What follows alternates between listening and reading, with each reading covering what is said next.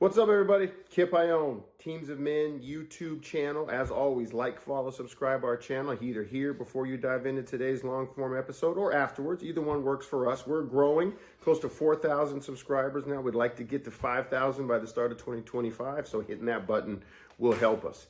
Welcome to the 10th edition of Journey and Reflection. Today's episode is challenging but necessary conversation about the realities of workplace misconduct. And why does that apply to you as a coach of male athletes? Because you are, as you've claimed, I'm sure, in parent meetings, in interviews, and to your players, in the business of crafting life skills through your sport. Your players are all going to exist in workplace environments. So we're going to dive into stories that highlight inappropriate behavior experienced by women, mostly because of men, and we're going to dive into themes behind those behaviors, whether that's abuse of power, harassment, lack of accountability, all issues that are too common yet stay unaddressed. But we know you as a coach are taking on those conversations with your players, and that's what we do at Teams of Men, is help you facilitate quality conversations and discussions with your guys. As coaches and leaders, it's our responsibility to not only understand these dynamics so we can police ourselves and the programs we operate, but also to prepare our guys to be change agents of positivity when they get out in the real world.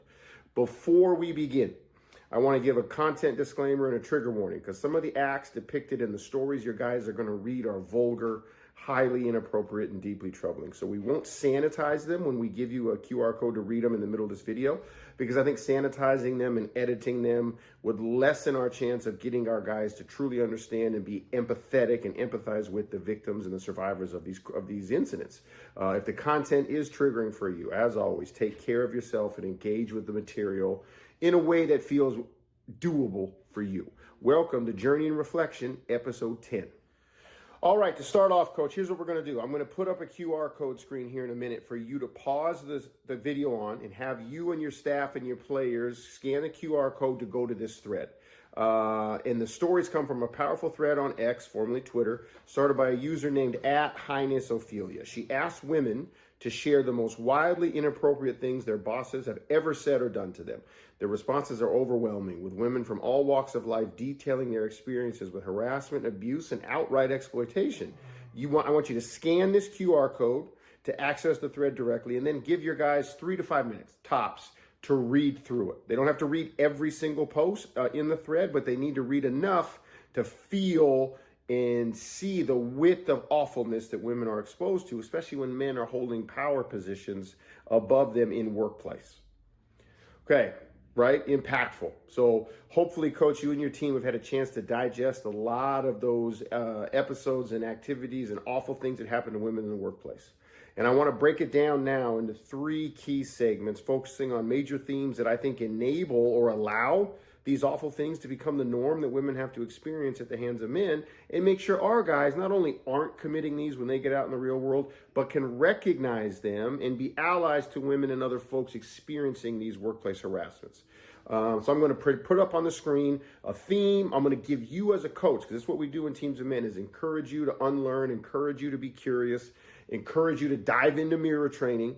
I'm going to give you a question for you and your staff to grapple with, and then I'm going to give you some questions for you and your players to use every segment and every one of the themes that you can use after debriefing this thread, okay? They're designed, as everything we do in Teams of Men, to help you start the conversation, give space to your guys to talk about things that are happening in the real world and could be in their future that they do have the power to change, okay? I want you to also reflect on your own practices, because, Coach, as the head coach in your program, you exist in a power dynamic. You're at the top of the food chain, so to speak. But how do you examine how your program runs to ensure these things aren't happening to people in your program? Okay, segment 1 here, Coach. Power dynamics and abuse. Well, that's our first theme that's so obvious in the thread, as so many of the women were talking about their bosses. Power in and of itself doesn't mean it's inherently bad, but it becomes dangerous when it's abused and people use that power to do things that they know are wrong, but they feel like they can get away with because the power excuses them from accountability. Many of the stories shared in the thread involve bosses using their power to manipulate, control, or demean their employees, who a majority of them were women. This can happen in any environment, including your team, if we're not vigilant. So let's do right now, let's cut away to our graphic. And these are questions I want you and your staff to wrestle with first, Coach. You can do it in front of your guys right now, or you can do it before the guys come in for this whole session. Have I ever overlooked or excused inappropriate behavior in my team or organization, including me and my staff, because of the power dynamics at play? How can I be more vigilant in recognizing and addressing these issues? So I want you to pause the video and examine and discuss that with your staff. The answer might be no, we're doing well, but the answer might be, man, coach, there might have been some gray areas that we didn't really pay attention to when it comes to power dynamics and abuse of power that we need to flush out and talk about now. And especially give space for your staff right now, coach, to talk to you. Because while I do want you to reflect, sometimes in order to reflect, you need to be told hard truths. And those people are existing in your program underneath the power dynamic that is you at the top of the food chain. Finally, when your players are in the room, coach, okay, ask them, what does it mean to use your influence responsibly, fellas? Because we know athletes, and part of the reason Teams of Men does what we do, athletes have a place of influence. Athletes are influencers. Athletes' presence, athletes' words, athletes' actions move people. How can we ensure that no one on our team is using that influence, that power, to harm or control others? Pause me here, have the guys discuss it alongside you and your staff discussing yours. The second theme, coach, is normalization of harassment. In some workplaces, harassment becomes so ingrained in the culture and the climate that it's treated as normal or even acceptable. This is dangerous, obviously, because it not only harms the victims, but also creates an environment where behaviors like that thrive and grow and expand because nobody's checking it. So here's your staff reflection. After I say this, pause it for you and your staff to reflect yourselves before you ask your guys to do any of it. When it comes to the normalization of harassment, what steps can I take to ensure that our team culture does not normalize inappropriate comments or behaviors, even under the guise of, oh, that's a joke, or I didn't mean it? That we can't play that game. We're going to eliminate these things from our lexicon so we don't have to exist in the gray area. Okay, finally, when your guys are there, coach, a question for them.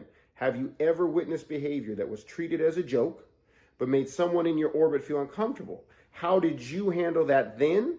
Are you proud of how you handled when you recognized and you saw it? Did you stand up and have courage in the moment, or did you shrink? We've all probably shrunk at some point from that moment where we could stand up and use our voice, our presence to help someone. But what can we do now to encourage we all do stand up, not only to each other, but once we fixed our culture and climate, how do we influence that of our campus, our school, and the hallways and the community we live in? Finally, coach, the third theme that I think is really apparent in the thread that we've read about harassment and inappropriateness experienced by women in the workplace, often at the hands of male bosses. Lack of accountability. Many of the stories shared involve perpetrators who didn't face any consequence for their actions. This lack of accountability allows inappropriate behavior to thrive, persist, and grow, and also makes the climate of your workplace feel helpless, right? Hopeless. So creating a culture of accountability means ensuring that everyone, including us as the coach and the boss, is held to the same standard of expectations, and there's actually consequences for what we do. So pause me now for you and your staff with your last self-reflection in this journey and reflection. How can I model accountability in my behavior? This could be something as simple, coach, as if I say the F-bomb and I said there's no cussing in practice, I got to drop and do push-up ladders. If I say something inappropriate, if I get a flag in the game or I get a technical in the game, I push or I run a conditioning drill that the guys have to do. Some version of I'm holding myself accountable. And finally, when the players come in, coach, what does it mean for our team? What are the accountability metrics in our team and processes and systems we've set up to hold each other accountable? It's one thing to say, we got to have accountability, but we can't just keep saying the word over and over. What does it look like? What are the things that we are no longer going to have access to or be able to do or participate in if we don't change behaviors, the way we talk, the way we act, the way we treat each other? What do we lose access to? What does accountability look like in your program? Ask the guys. And if you don't have clear-cut situations, bullet points or lists or processes, work with the guys to make them together. All right, coach, Journey and Reflection, episode 10. Thanks for going through it with us. These questions are just a starting point, but I think they can help guide important conversations with your staff and with your players and give you a tremendous feel for how Teams of Men works. If you like this episode, if you like this exercise and how we framed it, how we use questions to drive conversations, and hopefully those conversations lead to actions to change in your program, that's what we do. Bring us on. We'll put all our links are in the description of the episodes. Bring us in.